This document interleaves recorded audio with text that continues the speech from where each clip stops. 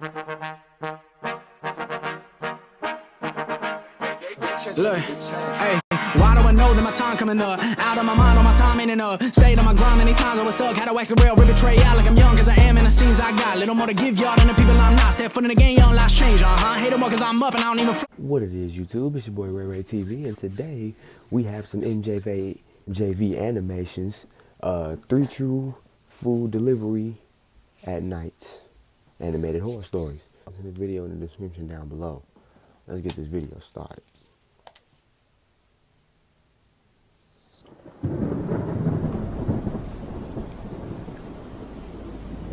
I work from home for a cybersecurity company, which really isn't as interesting as it might sound. I have to be online overnight from 10 to 6, scrolling through files full of code to see if anything is a possible threat. It's extremely boring, and when paired with the overnight shift, it makes for a struggle every night to stay awake. One night, just a few weeks ago, I was up at 2 a.m. working and feeling the weight of my eyes.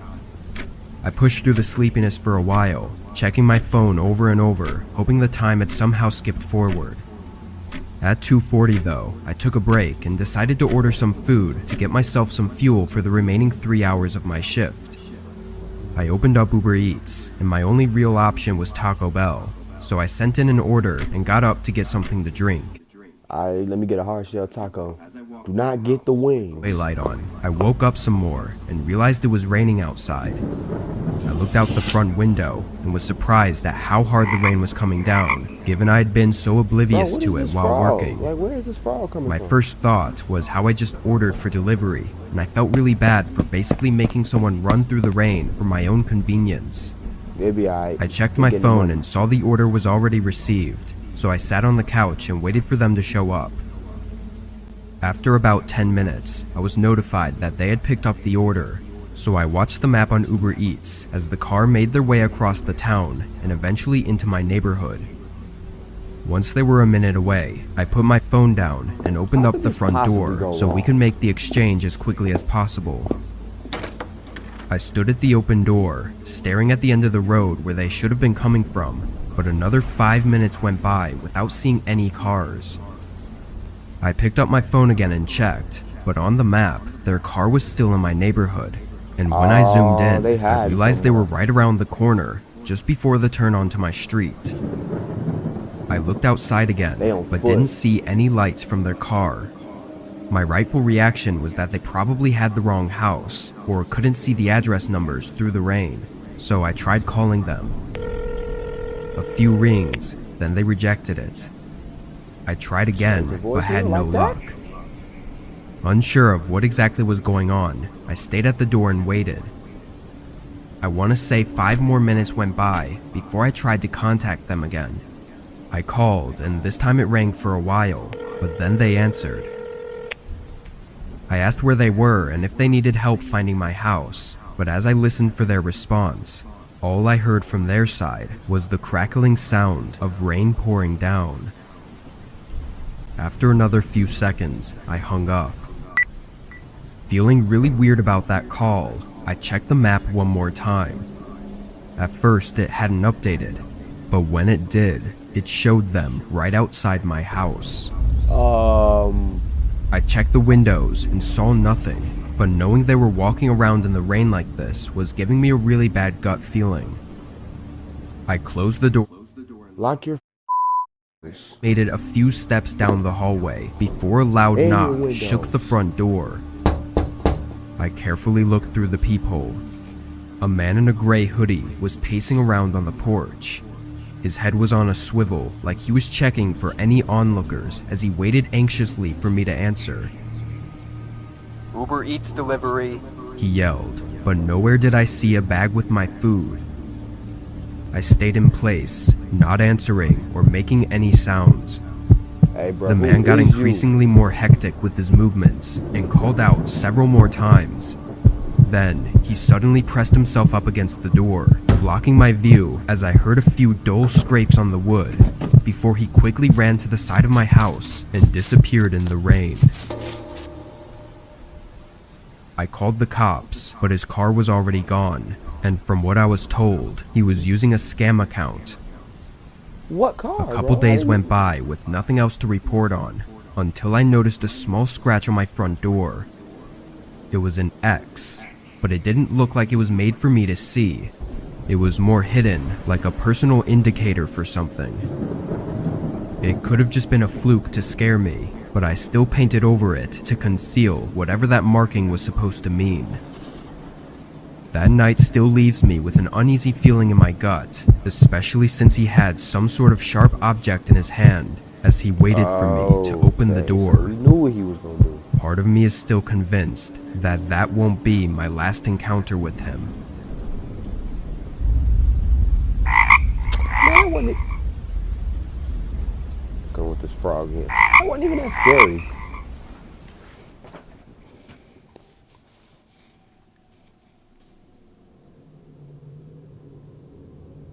I was driving through my city, delivering for Postmates way back in the day when it had basically just started. Every order was mostly inside the main city blocks, but I had just gotten an order from outside the main roads. I picked up the food and headed over, but the further out I got from the city, the more the roads became less populated, both of cars and of houses. Everything was replaced by the woods. I'd been out this way before, but only when leaving town. I didn't even know there were houses out here. I drove until the GPS told me to turn down a gravel road, which was almost unnoticeable. There were no lights aside from the dim ones coming from my old car as I made my way down this thin path through the woods.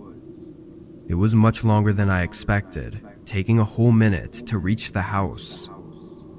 To be honest, it was what I assumed it would look like due to its isolated location in the woods. It was aged and almost entirely made of wood, having vines growing up the outside of the house. There were a few lights on inside, shining through the windows, but if there hadn't been, then I probably would have thought twice about approaching it. I checked the bag for everything, then went up to the front door. I pressed the doorbell, which didn't really work, so I had to knock as well. As soon as my hand hit the door though, it creaked open. Cautiously, I opened it a little further and called out. I have an order here from Postmates. A moment later, I called out again. Anybody home? There were no sounds coming from inside, but all of the lights I could see were on, and through the crack in the doorway, I could see a TV in the living room.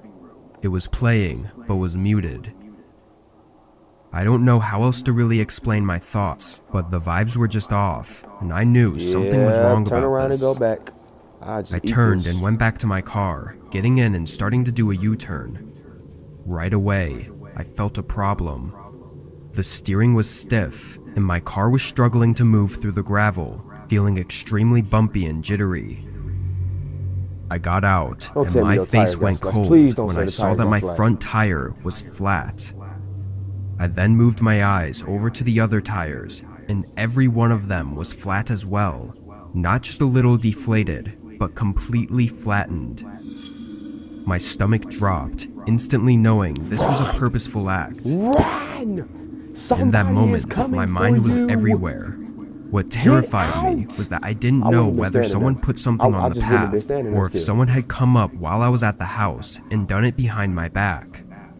Either way, the only thing I knew was that someone was out here with me, way out in the woods, in the middle of nowhere. I got back inside my car and locked the doors, trying to call 911, but had no connection. As I ran through my few options, I saw a light in the house flicker, and the front door opened wider, revealing a man in the doorway. Without any hesitation, he started walking quickly over to my car. I didn't second guess myself this time, putting it in drive and forcing my car through the gravel. In the mirror, I saw the man stop and stare at my car.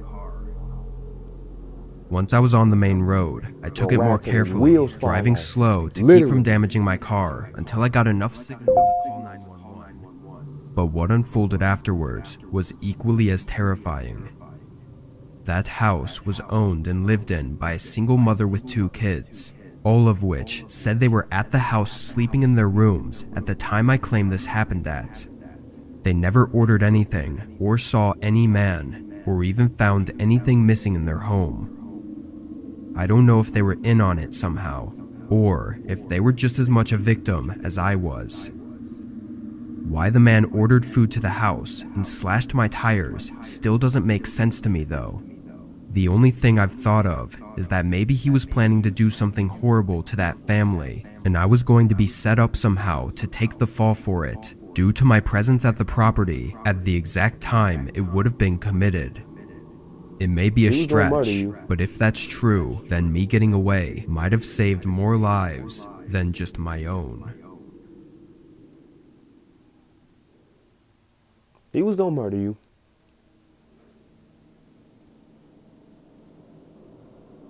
Being a delivery driver was never my first choice for a gig in my late 20s, but I got laid off during COVID, and the only place hiring was a local pizza shop. It was a popular place in our town, but really it was just basic pizza. Anyway, this was during the time when everyone was staying inside and ordering for delivery, so I was working overtime and staying busy up until close every night at 1 a.m. This was just another day, running deliveries all over town. Around 12, we got a call in for 4 large pizzas for a house located just outside of town, about 30 minutes away. I accepted it, knowing it would be my last order anyway, and it was a big order, so the payment would likely make up for the longer drive. By 12:15, I got en route to the house. The drive wasn't anything to note.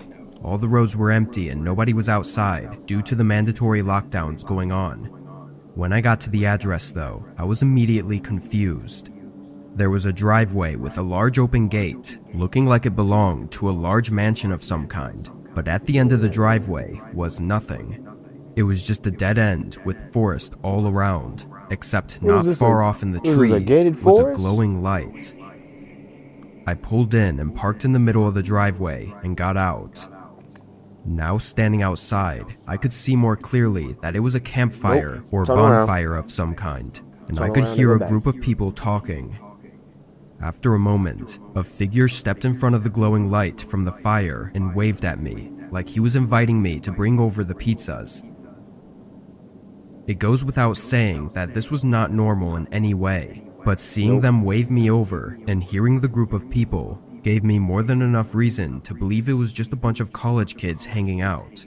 Nah. I mean, they did order Some type 4 of large cult pizzas, society so it all just going added on up in my over here. head.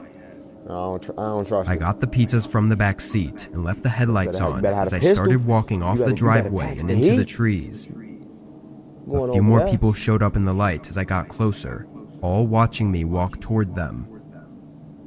When I Bro, it reached the looked like they finna bonfire, jump you. there was half a dozen more people standing and sitting in the area.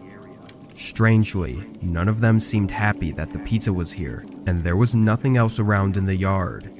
No beer bottles or drinks of any kind. I'd have No put it on the music floor players, no games, and ran. just a bunch of people hanging around a bonfire. I stood on the edge of the site and kind of just held the pizzas up awkwardly, hoping one of them would come up to take them and pay.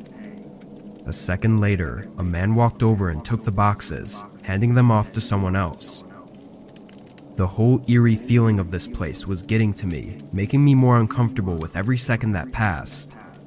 Before I could even ask for payment though, I heard some footsteps approaching, and from the forest several more people came in toward the bonfire. What is this, a There mob? were at least a dozen of them now, all looking at going me on? and not saying anything. I'd never once left without payment, but this situation literally had me shaking. I quickly turned around and started walking back to my car. I looked back a couple times, seeing them still standing by the fire and not hearing any of them speaking. They just As staring I at you. exited the tree line though, my heart almost stopped as 2 figures sprinted away from behind my car. They went straight into the forest and disappeared past the headlights. I didn't even check my car for anything missing. I just got in and backed out, speeding down the road to Hey, get as you better far check from the there back as seat. possible. Once I made it back to the shop, I told my manager of the strange situation. Thankfully he understood, and even tried calling the number they used to place the order, but they declined to answer. After a bit of discussion, I ended up calling the police to have them check up on the group's suspicious behavior. It had been less than an hour since I was there, but when the police arrived, the only sign of them was the bonfire still burning but left unattended. They hiding in the woods somewhere. What really happened that night They gonna is come back out when you unknown, leave. and as far as I can see, it will likely remain that way. Dude with the blue shirt is just the creepiest one. Man, I'm finna see if I can pull up some more of these. Hope you enjoyed the video. Make sure to comment, like, and subscribe. Deuces.